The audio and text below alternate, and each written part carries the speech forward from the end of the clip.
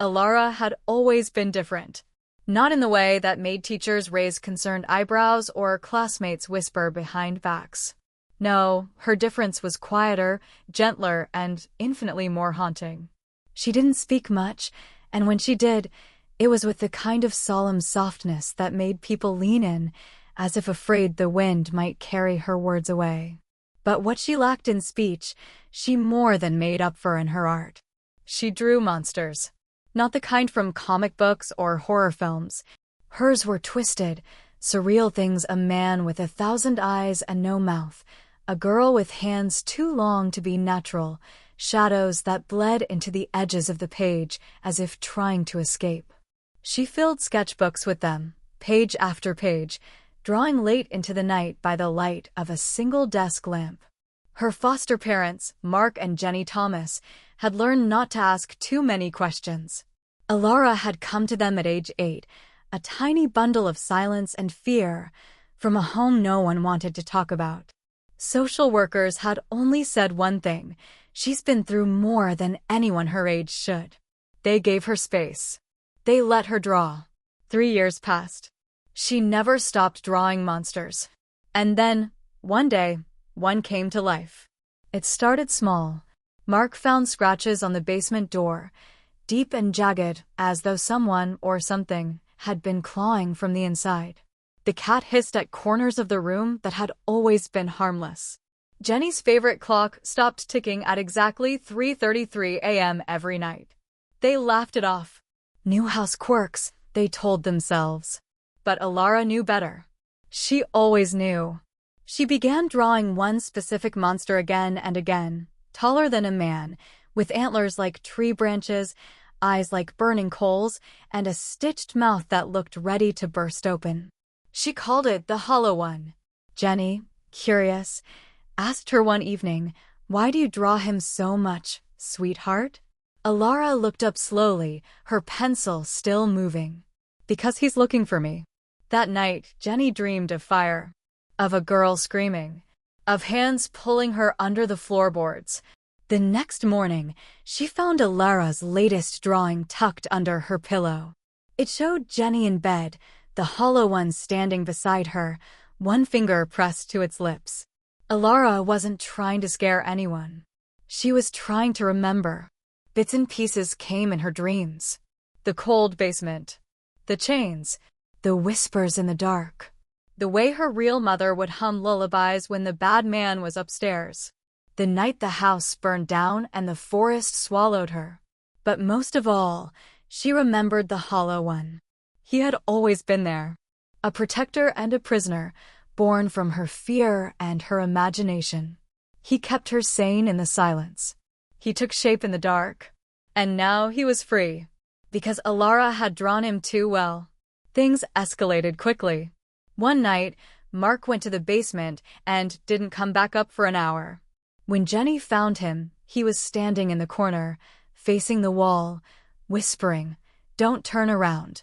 Don't turn around." The doctor said it was stress. Work had been hard. Mark just needed rest. Elara, however, finally spoke. He saw the Hollow One. Jenny, shaken but desperate to hold her family together, sat down with Elara the next day. They sipped tea in the warm kitchen, sun spilling through the curtains. Jenny took Elara's hand. "Can you tell me what's happening, love?" Elara hesitated, then said softly, "I made him real. I drew him too many times. I fed him with my fear. And now he's here. Can we stop him?" Jenny asked. Elara looked up with tear-brimmed eyes. "Only if I draw something stronger." That night, Elara didn't sleep. She sat at her desk with a fresh sheet of paper, hands trembling, heart pounding. She didn't draw a monster. She drew love. She drew her foster parents holding her hand, standing in front of the Hollow One, unafraid. She drew light pouring from their hearts, burning through the darkness. She drew the shadow shrinking, the chains breaking. But something felt incomplete. She tore the page away, started again. Again. Again. Dozens of sheets piled on the floor. At 3:33 a.m., the temperature dropped. Her door creaked open. She didn't look up. She knew he was there.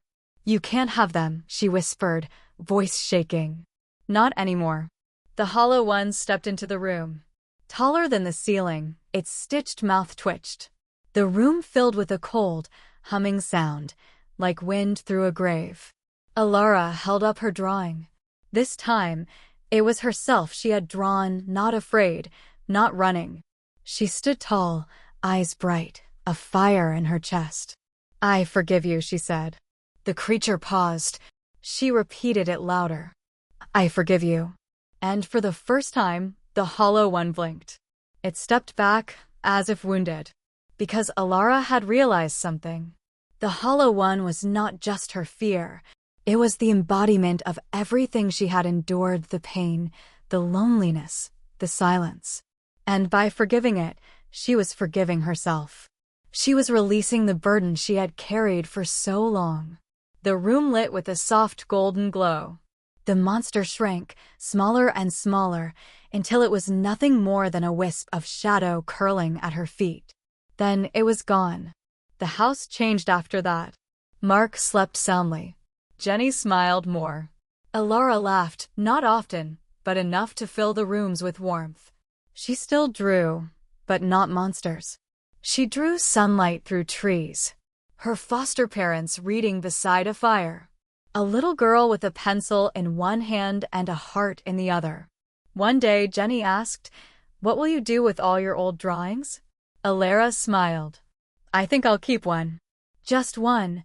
She chose the final drawing of the hollow one, shrinking into light, forgiven. Because even monsters, she said, deserve to be remembered. Years later, Elara would become a therapist, helping children who had seen their own monsters. She would use art to guide them, just like it had guided her. And in every session, she would say the same thing. Sometimes, the scariest monsters aren't the ones we see, but the ones we carry. And sometimes, the bravest thing we can do is face them with love. Because Elara had learned the truth. The monsters we draw aren't always meant to scare us.